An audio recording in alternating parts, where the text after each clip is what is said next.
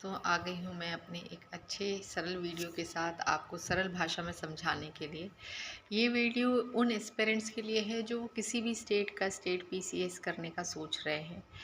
तो एक सवाल उठता है कि पीसीएस की तैयारी या स्टेट पीएससी की तैयारी हमें कब से स्टार्ट कर देनी चाहिए। तो मेरा जितना अनुभव है मैं अपने अनुभव से आपको बता पा रही हूँ, क्योंकि मैंने इस एग्ज़ाम की 4 साल तैयारी करी है। बट मैंने लेट करी थी ज़्यादा। मेरा बेटा हो गया, शादी हो गई, उसके बाद मैं जब वो कोरोना टाइम था तब मैंने तैयारी करी थी। और जैसे ही कोरोना ठीक हुआ, सब कुछ ठीक हो गया, मुझे घर वापस आना पड़ा। मैं पंजाब से इस समय आपसे जो बात हो रही है, मेरा जो वीडियो है मैं पंजाब से बना रही हूँ। मैं हूँ बेसिकली मध्य प्रदेश से और मैंने मध्य प्रदेश स्टेट पीसीएस की तैयारी करी थी। तो मैंने जहाँ तक मेरा अनुभव ये कहता है कि जैसे ही आप 12वीं कंप्लीट कर लेते हैं, उसके बाद आपको ग्रेजुएशन करना मैंडेटरी है। ग्रेजुएशन के बगैर आप कोई भी स्टेट पीसीएस नहीं दे सकते। तो ड्यूरिंग ग्रेजुएशन आपके पास 3 साल होते हैं। आप उन 3 सालों में साइड बाय साइड इस एग्ज़ाम के नोट्स बना सकते हैं, इस एग्ज़ाम को समझ सकते हैं, इसके बारे में पढ़ सकते हैं, नए नए तरीके ढूंढ सकते हैं, टॉपर्स के नोट्स कैसे बनाते हैं, टॉपर्स कैसे पढ़ते हैं, और भी बहुत सारी जानकारी। जैसे यदि मैं उदाहरण के तौर पे ले लूँ कि मैंने स्टेट पीसीएस मध्य प्रदेश का दिया, तो मुझे मध्य प्रदेश के बारे में देखिए ना, मध्य प्रदेश में नदियाँ भी हैं, पहाड़ भी हैं, पर्वत भी हैं, भूमि भी है, मिट्टी भी है, जलवायु भी है, लोग भी हैं, जनजातियाँ भी हैं। आप इतनी सारी चीज़ आप एक साल में तो नहीं पढ़ सकते, और आपको अकेला मध्य प्रदेश कवर नहीं करना है। आपको भारत का भूगोल, विश्व का भूगोल, भारत का इतिहास, विश्व का इतिहास, इकोनॉमी, साइंस, बहुत सारी चीज़ें पढ़नी पड़ती हैं उसमें। तो सबसे पहले तो मैं आपको ये बता दूं कि स्टेट पीसीएस का जो एग्ज़ाम होता है उसके 3 चरण होते हैं, प्री, मेंस और इंटरव्यू। ठीक है, ये 3 फेजेस से आप निकलने के बाद कहीं जाकर आप एक अधिकारी बनते हो। तो जहाँ तक प्री यदि आपको क्लियर करना है, तो प्री बहुत ज़्यादा टफ नहीं होता। उसमें 100 क्वेश्चंस होते हैं जिन पर आपको टिक करना होता है। मध्य प्रदेश में तो माइनस मार्किंग नहीं है, अदर स्टेट्स का मुझे नहीं पता। तो एज अ एमपीपीएससी एस्पिरेंट यदि आप सोच रहे हो कि मैं पीएससी करूँगा, तो आपको फर्स्ट ईयर से ही लग जाना है। फर्स्ट ईयर से आप बैक टू बैक धीरे धीरे देते जाइए। ग्रेजुएशन भी करिए। मैं ये नहीं कह रही हूँ ग्रेजुएशन में आप 90 ले आएंगे परसेंट तो आप कलेक्टर बन जाएंगे। आप सिर्फ फर्स्ट डिवीज़न पास होने चाहिए, ठीक है। और आपका मेन मोटिव है यदि अधिकारी बनना है, तो आपको ग्रेजुएशन से उतना कोई लेना देना नहीं है कि नहीं मैं ग्रेजुएशन में टॉप करूं या ये करूं, नहीं। फोकस एक चीज़ पे करना है आपको, किस पे, स्टेट पीसीएस का। तो आप ये जो आपके पास 3 साल ग्रेजुएशन करने के रहते हैं, उसमें साइड बाय साइड आप पीएससी की भी तैयारी कर सकते हैं, ठीक है।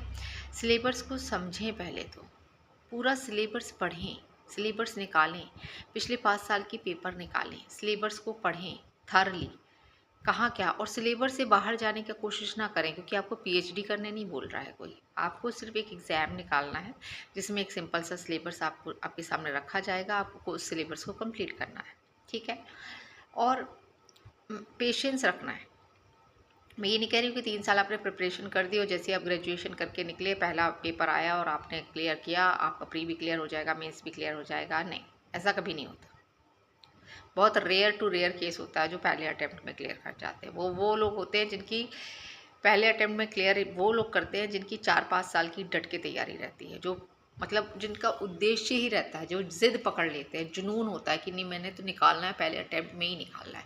वो उनकी 4-5 साल की मेहनत बोलती है, उनकी लगन बोलती है, उनकी तपस्या बोलती है। तो यदि आप वो तपस्या कर सकते हैं तो आप फ्री हो, बिल्कुल फ्री हो। सेकेंड चीज़, सवाल आता है प्री तैयार करें पहले कि मेंस। तो मैं आपको एक सीधी सी सिंपल सा जवाब दूंगी कि आपको पहले मेंस की तैयारी करनी है। अब आप कहोगे मैडम प्री नहीं निकला तो मेंस की तैयारी करके क्या करेंगे। तो मेरे साथ जो हुआ मैं वो आपके साथ शेयर कर रही हूँ कि मेरा प्री क्लियर हो गया था। 100 में से मेरे 68% आए थे और कट ऑफ ओबीसी का 68 ही गया था। बट मेरी मेंस की तैयारी नहीं थी और 2 महीने बाद मुझे मेंस देना था।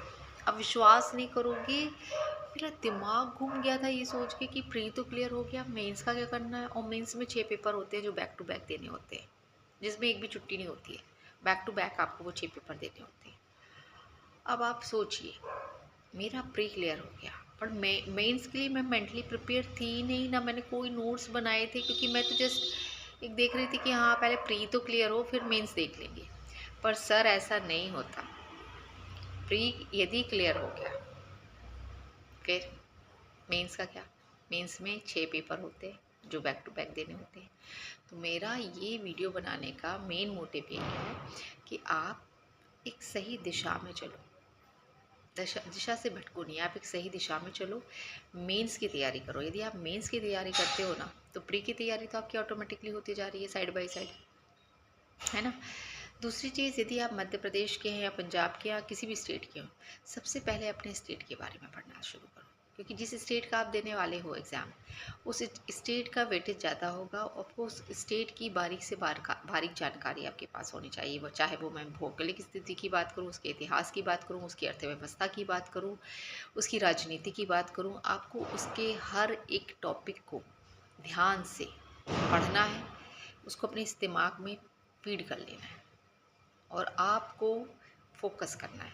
इसके अलावा भी यदि आपको मेरी ये कॉन्वर्सेशन या आपको मेरी ये बातचीत से थोड़ा बहुत भी मोटिवेशन मिला हो, तो आप इस चैनल को लाइक करें, सब्सक्राइब करें और थंबनेल में उसको सब्सक्राइब के बटन को ज़रूर दबाएं, क्योंकि ये मैंने नया नया शुरू किया है बनाना, तो मुझे वो रटे रटाए डायलॉग बिल्कुल भी नहीं आते हैं।